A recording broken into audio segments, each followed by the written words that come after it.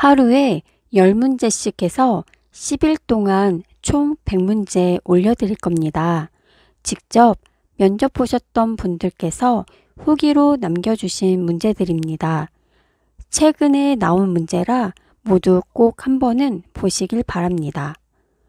앞에 부분은 문제랑 답 같이 공부하시고 뒷부분은 문제만 듣고 답을 맞춰보시길 바래요. 틀린 부분은 표시해 두셔서 계속 반복해서 연습하시면 됩니다. 5일 동안 반복 공부 계획 파일도 올려드릴 테니 다운받으셔서 활용하실 수 있는 분들은 활용해 주시면 됩니다. 10일 동안 꾸준히 해보시고 틀린 문제는 반드시 다시 공부하셔야 합니다.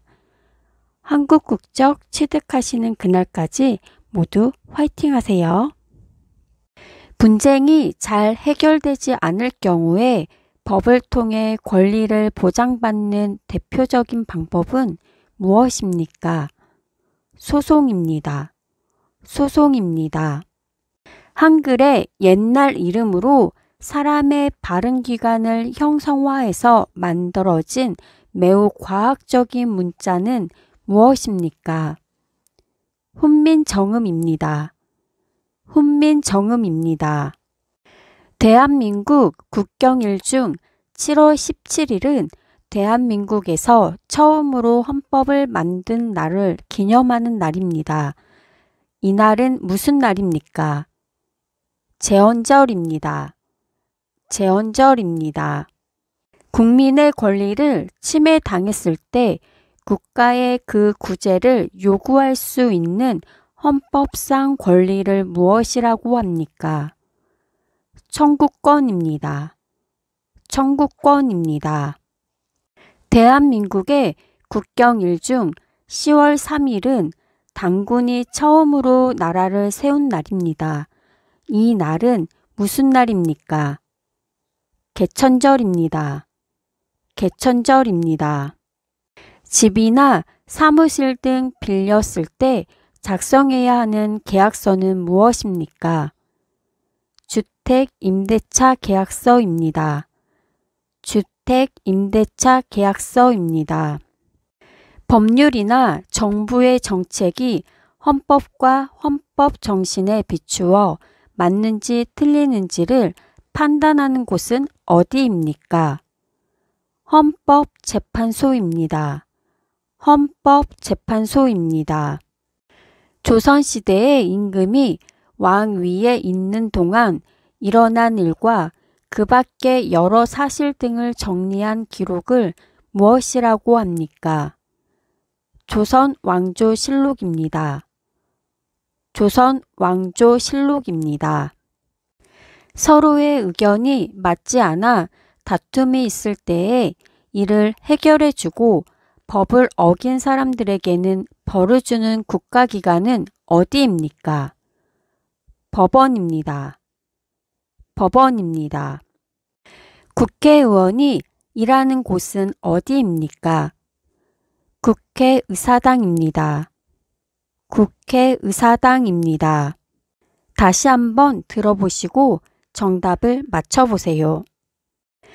분쟁이 잘 해결되지 않을 경우에 법을 통해 권리를 보장받는 대표적인 방법은 무엇입니까?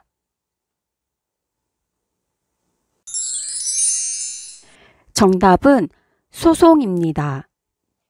한글의 옛날 이름으로 사람의 발음 기관을 형성화해서 만들어진 매우 과학적인 문자는 무엇입니까?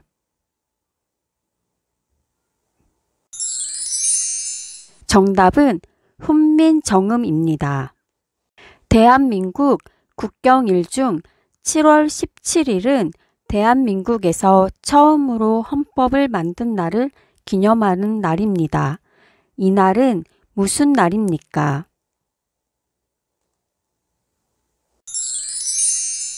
정답은 제헌절입니다. 국민의 권리를 침해당했을 때 국가의 그 구제를 요구할 수 있는 헌법상 권리를 무엇이라고 합니까?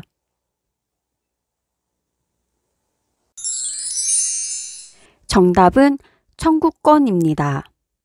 대한민국의 국경일 중 10월 3일은 당군이 처음으로 나라를 세운 날입니다. 이날은 무슨 날입니까?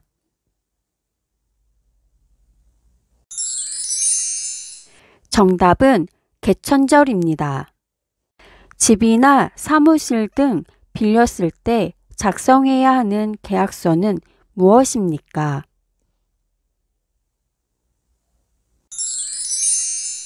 정답은 주택임대차 계약서입니다.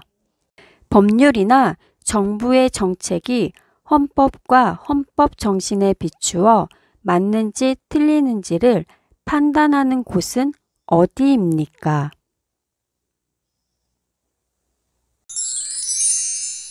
정답은 헌법재판소입니다. 조선시대에 임금이 왕 위에 있는 동안 일어난 일과 그 밖의 여러 사실 등을 정리한 기록을 무엇이라고 합니까? 정답은 조선 왕조실록입니다. 서로의 의견이 맞지 않아 다툼이 있을 때에 이를 해결해주고 법을 어긴 사람들에게는 벌을 주는 국가기관은 어디입니까?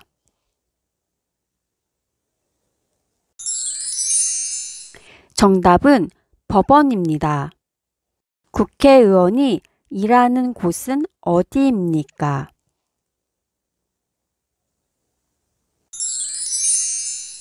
정답은 국회의사당입니다.